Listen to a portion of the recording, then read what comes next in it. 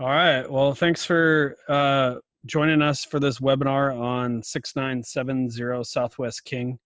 This is a property that we have under contract currently, and we are trying to raise 1.125 1.125 million funds. Chris and I are going to be investing at least $50,000, if not more. We really believe that this is going to be a good deal. So, Chris, do you want to start us off by telling us a little bit about the purchase of the property and where it's at? Yeah, well, hi guys. My name's Chris Shepard. Here with my brother AJ Shepard. We're the owners of Uptown Properties, our property management company, and then as well owners of Uptown Syndication, which is sponsoring this offering. So we found this deal at the beginning of January, right at the beginning of the new year, and we're immediately taken by, first of all, it's a pretty good price. Secondly, it is close to a brand new school, which should attract new residents. And as well, it is a garden style apartment, which is something that we both love. There are 5 separate buildings. I think that there's 2 3-plexes, a 4-plex, and then I think a couple 6-plexes. And some of them have backyards. They all have in-unit washer and dryers. And it's I just did the inspection last week on Wednesday, and I was pretty pleased with how clean the units were. None of the kitchens have been updated, and I feel like that's something that we're going to need to do. So just, I guess, touching on the initial purchase. So we've got it in contract at $3.45 million with $50,000 of seller paid closing costs. So I guess that nets it down to $3.4 million. And with the loan that we're going to try and get on the property, we are going to be looking at multiple lenders, but the last loan we sourced from Willamette Valley Bank last year was, AJ, do you remember the interest rate on that? Something like 3.7%. I think it was just above 4. I think it was like 4.2, 4.25. Okay, so 4.2%. We've underwritten our financials at 4.5% because we want to be conservative, and then as well we've underwritten closing costs for the reserves that are going to be required by the bank. I think on that last deal we were charged 6 months, but we've thrown in 12 months of reserves based on the pro forma. As AJ said, he and I are going to be investing at least $50,000, if not more. And total budget of the project is $3.61 million, and for the financing, that's going to require us to raise 1.125 million. We have secured verbal for about 200,000 of it already. So we are looking for roughly 925 or so. AJ, if you want to keep scrolling down. Yeah. AJ, why don't you dive into, the syndication and kind of the structure of it and how the property is going to be held in title. Sure. So we're proposing a 6970 Southwest King LLC.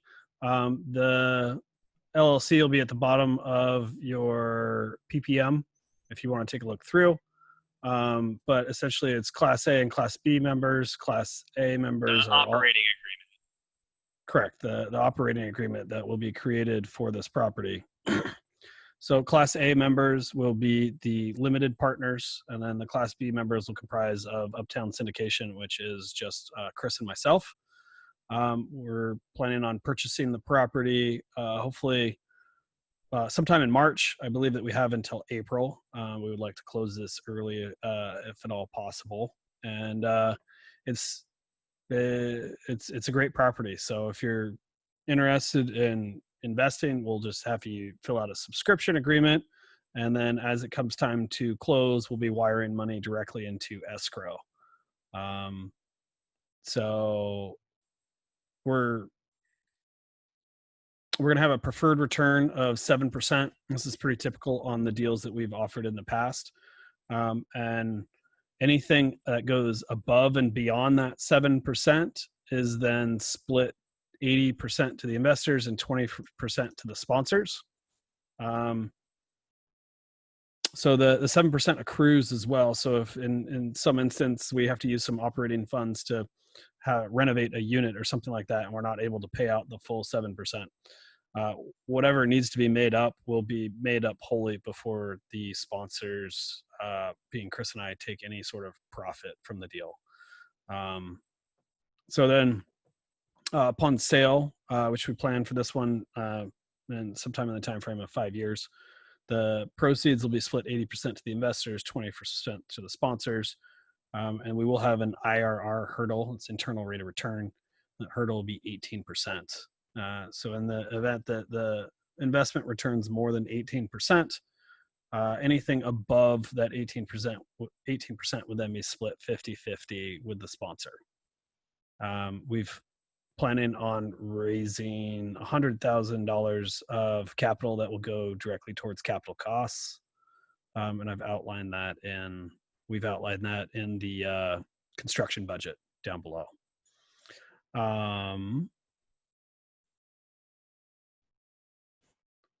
What else, Chris? So I think I talked about. Why don't we talk about closing on the property? So as the closing date gets closer, we've set the closing deadline for April 1st. Then essentially we will wire funds to escrow. You're not going to be sending checks to AJ and I. That'll all go to lawyers' title. And yep, as we've stated, AJ and I are the sponsors of this investment offering. And as well, the investment offering, it is a risk. So there's not any guarantees. We will do absolutely everything we possibly can to make sure that it goes well. And our track records shows that we've been extremely successful in the past. That doesn't guarantee future performance, though. Okay, price per unit. So we've got Class A and Class B units, and the Class A units that are for sale, and each unit is $1. So there is 1.125 million units available. Yeah, and then AJ touched on the distributions. Why don't we get down to the condition of the property and then construction? Do we you want to talk about tax allocations and cost segregations? Why don't we just move on to the condition of the property, and then we'll touch on that in a little bit. Okay. So the building's 1960 construction. It's amongst other kind of single-family units and some smaller multifamily. As Chris said, it's 5 buildings. You can see it's 1, 2, 3, 4, 5, all kind of L-shaped buildings. Very simple roofs, simple construction, which makes it easy to repair. It's all one level. No 2-level unit, so easy to do work, easy to paint. It makes it really kind of nice. It's on kind of a fair amount of land, which is good. And right across Denny here is the Vos Middle School. Denny leads over to 217, which is easy access to the freeway. If you're familiar with Portland, 217 can go north to 26 and over to I-5, or you can go south on 217 and just intersect with I-5. It's kind of where 217 hits I-5 is called the Tiger Triangle, which is kind of famous. There's a bunch of shopping there. Washington Square Mall is super close. And then downtown Beaverton's only like 1.5 miles away. So that makes it very easy. For value add, using the $100,000 in capitalization, we are going to be doing some painting.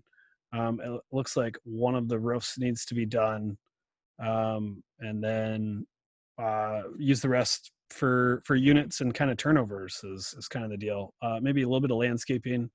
The fence on the, I guess that would be the south side of the property that borders Denny, could use a landscape barrier just for a little bit more privacy. But there's like brand new sidewalk. Looks like the street was improved, and that's fairly nice. So, Chris, did you have anything else you wanted to talk about construction and timeline? Well, just the location. It's very conveniently located next to Uptown Beer Co. I think I About even a put that mile in and the. a half away. I even put that in the pro forma here. Stumbling distance, so Well, that's and exciting. our office is only like 4 miles away too, which is super nice. This is an Yeah. area that AJ and I really believe in, and it's getting better and better. And especially with this new school, I think that it's going to attract great residents. And this, this is kind of a little of a sweetheart deal, little sweetheart property. It's just a nice garden style, very solid investment. So it's going to be pretty sought after. It was only on the market for a short period, and we ended up winning the bidding war because I was the first one to reach out to the seller. So, yeah, I'm very excited about this deal. As far as the value add of the project goes, AJ, do you want to let me share my screen? I'm going to show one of the kitchens. Yeah, absolutely. I did want to talk about like the revitalization of downtown Beaverton. There's a bunch of new restaurants and a bunch of grants that they've put in for restaurants. So like downtown Beaverton is really, it's a mile and a half away, but it's really being built up and seen more as a destination. And it's really kind of up and coming. So that is also a nice thing that's super close. Cool. So we took 3D images of all of the units. So here is one of the kitchens. All the units are occupied, so there's people living in them. But you can see we've got relatively small kitchen, but decent appliances, nice stacked washer and dryer, and the cabinets are in decent shape. So I inspected every single unit, and they were all in livable, pretty decent condition. But as the units turn over, I want to say, unless the unit is in especially good condition, we're probably going to be updating them and trying to get our rents up. That being said, we believe that in their current condition, we can charge that $11.95 per month for rent. And AJ, why don't we have you go back to sharing your screen? We can kind of dive in to the pro forma a little bit and kind of the rents that we're expecting.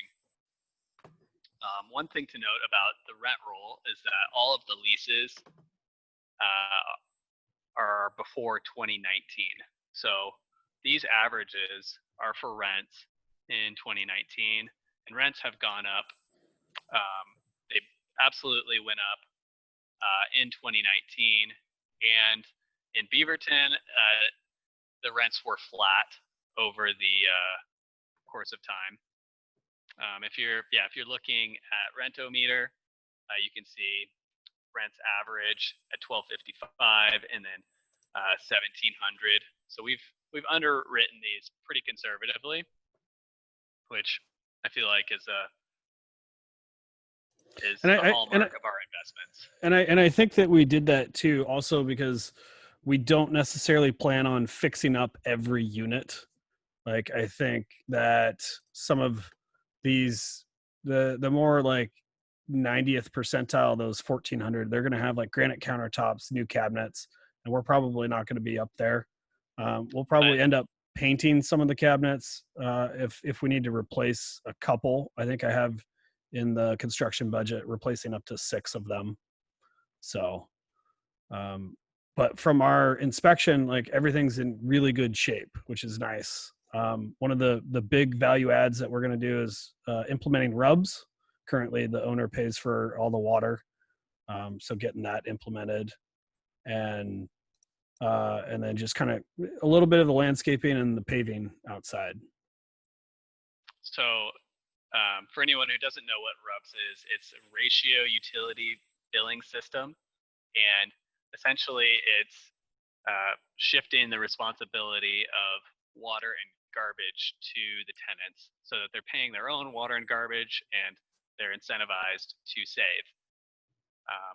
This is another reason why we conservatively underwrite the rent, just because we're shifting that responsibility in year one. So we might not be able to get huge rent increases during that year one, but the next year we're able to make that all happen. One of the nice things as well, based on the rent roll, is that all of the tenants are on month-to-month leases. So we can give them a 30-day notice that we're going to be shifting the responsibility of water and garbage to the tenants. Oh, and I guess one key thing too is it is in Beaverton, not Portland. So we're not under City of Portland rules. We're under the Oregon state rules. Beaverton doesn't have any local landlord issues or rules. Yeah, so that's a great thing as well, because currently in Portland, rent increases are disallowed, which is a very negative and unfriendly landlord rule. So yeah, we're able to improve and kind of implement these changes and value adds pretty quickly. With that in mind, we've underwritten a 15% vacancy rate for the first year, which I think is conservative, but I think that will represent, if people want to move because they have to pay the utilities and the rent is a little higher, then they can do that, and it's underwritten financially. So just kind of going through the expenses. We've kind of estimated our expenses off of our portfolio and industry standards. So maintenance and repairs, $200 a unit. Contract services, so landscaping essentially, I think we've got at $575 a month. Turns, $200 a unit per year. When a unit turns over, the tenant is responsible for putting the unit back the way it was, minus normal wear and tear. So generally they're paying for a professional cleaner and a carpet cleaner to come through. That's not on the property owner's cost. But there is touch-up paint and other small repairs that need to happen. Utilities, so this is where a big value add comes in. And also advertising and admin. That is something that is all-inclusive in our property management fee. So I think that we've got a little bit of a, we've got a little bit of an advantage on the previous company, just because there's no admin or advertising costs that are charged to the property. And then as well, we're bringing our utilities costs down pretty significantly. There is some common area that we'll have to pay for, so that's gone in the budget. Management fee is 6%, and taxes, we expect taxes to go up. That's one of the things that you can't get away from, death and taxes. I saw a sign at a restaurant the other day: death, taxes, and dishes are the three things that you can expect. That was in the kitchen. Lender reserves. So this is something that we have to throw in for our lender, just when we're underwriting the deal. And then actually, AJ, if you scroll up a little bit, you'll see that we've got vacancy at 5%. Most of our properties, especially our small multifamily, they are operating at less than 5% vacancy. And we're very aggressive with keeping our properties occupied. So, I think that this is one of the areas where we will overperform. At both of the other syndications that we've performed on, once the property is stabilized, they stay rented out. And, I know that the deal that we did on 68th, that's been 100% occupied, except I think for 3 months. We had one unit that was vacant for 3 months over the course of the year. So 69 out of 72 months. I guess that's pretty close. But we had to do a big remodel on that unit. So if we scroll down to the loan, this is another area I want to talk about. This is something that we could possibly perform better on. I just got a referral to Umpqua Bank, and they're offering much better rates than these.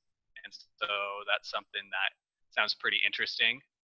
And yeah. Oh, and one other thing that I kind of glossed over is the asset management fee. So that the syndicators do charge an asset management fee, and that is just to kind of oversee the value add project and make sure that the property is staying in good condition, and essentially for the cost of asset management is why we charge that fee. And it's also possible that we could do interest only on the loan for the first year, and so that would bring that $152,497 down pretty significantly. I think we agree that there's a lot of areas that there could be some improvement. So when we come out to the calculation, like the 17% IRR, 17.67, it's slightly lower than the 18%, but we're pretty confident that we can get up and above that 18%. So that's why we've set that hurdle above what it's showing. There's definitely a lot of areas for improvement.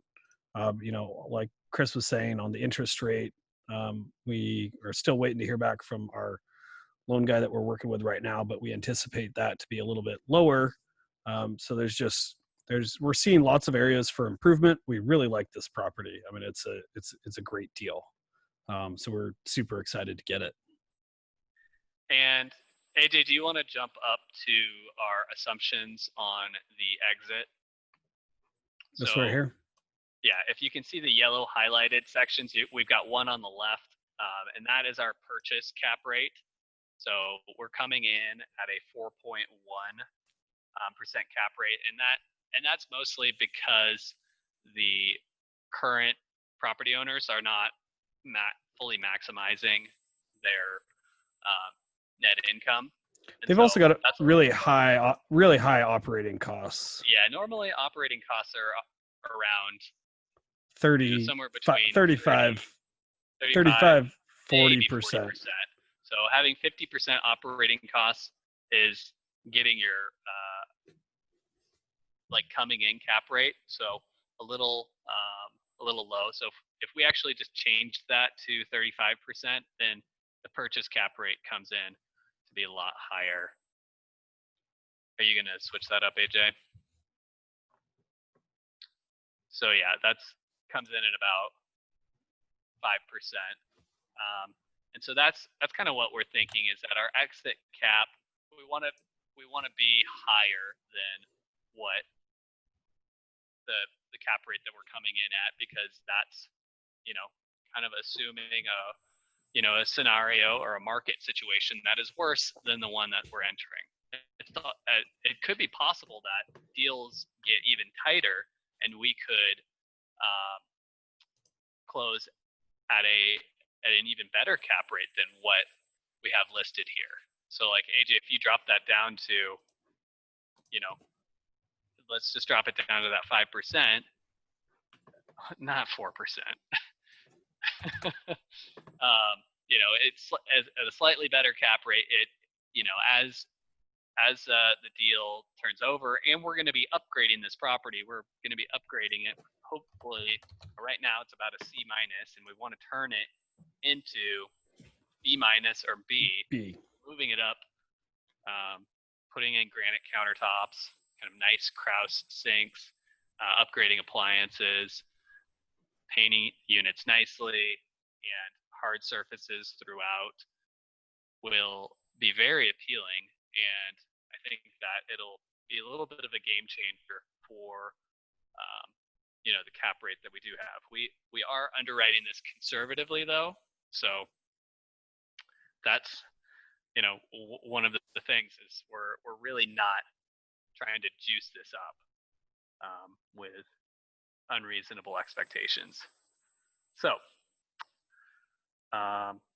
yeah. Well, sweet. Well, thanks for listening to our spiel. Like we said, we really believe that this is going to be a great deal. We think it's a great area and a great opportunity. Chris, did you have anything else in closing? Yeah, I just look forward to hearing from each and every one of you about the deal, and I'm happy to take a phone call or do a video conference just to kind of outline it. And like I think that this is going to be better than the first two deals that we did. So I'm excited about this one, and yeah, looking forward to chatting with you. Absolutely. Me as well. All right. Thank you. Thank you guys. Bye-bye.